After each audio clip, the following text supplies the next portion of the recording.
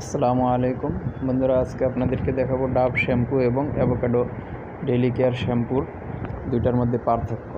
এই যে আপনারা দেখতে পাচ্ছেন, আমি ডাভ শ্যাম্পু একটা গ্লাসে ঢেলে দিয়েছি এবং আরেকটা গ্লাসে এই যে বেস্টিজের ডেইলি কেয়ার শ্যাম্পু তথা অ্যাভোকাডো শ্যাম্পু আমি ঢেলে দিচ্ছি। এরপরে আমরা এই দুই গ্লাসের পানিটাকে আমরা গলিয়ে ফেলবো। প্রথমে আমি বলে নিচ্ছি,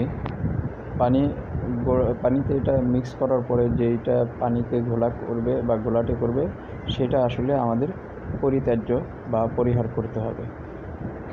আপনি দেখতে পাচ্ছেন বেস্টিজের ডেইলি কেয়ার শ্যাম্পু যে গ্লাসে আমি দিয়েছি ওই গ্লাসের পানিটা আমি মিক্স করতেছি। মিক্স করার পরেও আপনি দেখতে পাচ্ছেন যে পানিটা টলটলা এবং পরিষ্কার রয়েছে।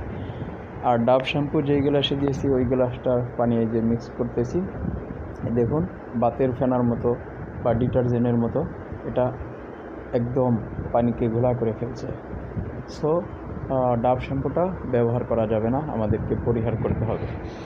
আমাদের এই ডেইলি কেয়ার শ্যাম্পু বেস্টিজের শ্যাম্পু ব্যবহার করলে মাথার চুলের গোড়া শক্ত হবে, চুলের আগা ফাটা বন্ধ হবে, মাথায় খুশকি থাকলে সেটা দূর হবে এবং সর্বোপরি নতুন চুল গজাতে সহায়তা করবে। আর ডাভ শ্যাম্পু মাথায় ব্যবহার করলে আপনার চুল দ্রুত পড়ে যাওয়ার জন্য সেটা সহায়তা করবে।